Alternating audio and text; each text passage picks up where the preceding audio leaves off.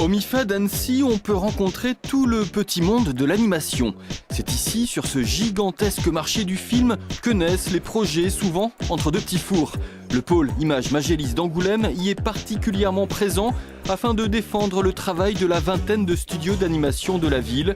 Exemple avec la société de production Les Trois Ours.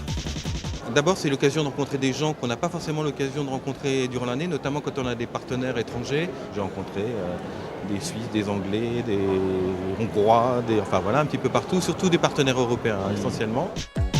Parmi les producteurs angoumoisins présents à Annecy, François Bernard. Cet homme a la lourde responsabilité de porter le projet d'un long métrage signé Enki Bilal, une adaptation de sa BD Animals qui devrait être une coproduction internationale.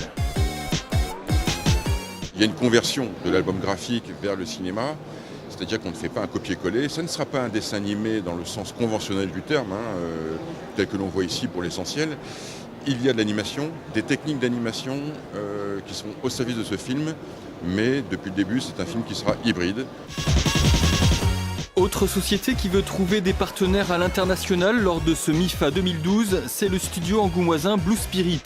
Ils sont en effet en train de produire la suite d'une série animée culte des années 80, Les Mystérieuses Cités d'Or. Une histoire qui ramène les trentenaires en enfance. En effet, il y a les trentenaires, donc il y en a beaucoup et c'est intense. Il y a les enfants, les tout petits nouveaux qui vont arriver. Et surtout, il y a eu depuis 3-4 ans une diffusion Gulli. Donc il y a une tranche intermédiaire qui connaît aussi. Donc finalement, ça devient quasiment familial. Et c'est vraiment ce qu'on cherche dans l'animation, savoir un public familial pour ce genre de choses.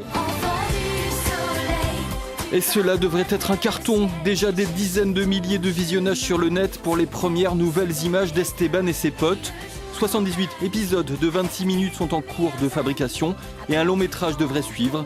Les prochains festivals d'Annecy n'ont donc pas fini d'entendre parler du savoir animé charentais.